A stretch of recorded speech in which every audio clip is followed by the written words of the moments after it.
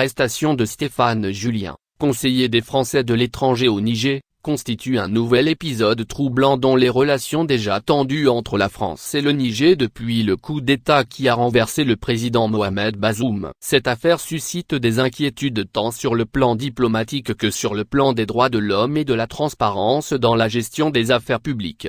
Le contexte de cette arrestation demeure controversé. Tout a commencé lorsque l'entreprise d'import-export de Stéphane Julien a été sollicitée par le personnel de l'ambassade de France à Niamey pour déménager des effets personnels alors que l'ambassade était placée sous blocus. Cependant, les choses ont pris une tournure inattendue lorsque les militaires nigériens, agissant sur ordre, ont minutieusement fouillé le véhicule de Stéphane Julien à la sortie de l'ambassade. Ils y ont découvert des uniformes et des déchets militaires burkinabés. L'appartenance de ces vêtements à un attaché de défense français précédemment en poste au Burkina Faso a été confirmée lors d'un interrogatoire télévisé. Stéphane Julien était d'abord interrogé en tant que témoin, mais il a depuis été placé en détention à la maison d'arrêt de Niamey. Jusqu'à présent, aucune accusation officielle n'a été portée contre lui et les circonstances de son arrestation soulèvent de nombreuses questions sur la transparence et la légitimité de cette détention.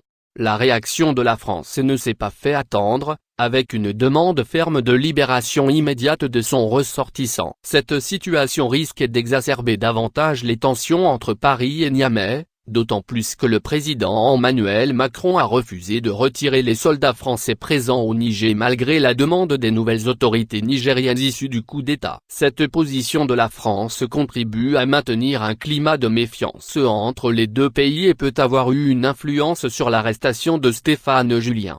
De plus, le fait que le dossier de Stéphane Julien soit entre les mains de la Direction générale de la sécurité extérieure nigérienne, directement rattachée à la présidence, soulève des préoccupations quant aux motivations réelles de son arrestation et à la manière dont son cas est traité. Cette opacité dans la gestion de l'affaire peut également être source de tensions diplomatiques. Dans l'ensemble, cette affaire met en lumière les défis complexes de la diplomatie internationale dans cette région troublée d'Afrique. Elle souligne également la nécessité pour les autorités françaises et nigériennes de travailler ensemble pour résoudre cette affaire de manière juste, transparente et conforme aux droits de l'homme. Les développements futurs de cette situation restent incertains, mais elle continuera de susciter des préoccupations à l'échelle internationale.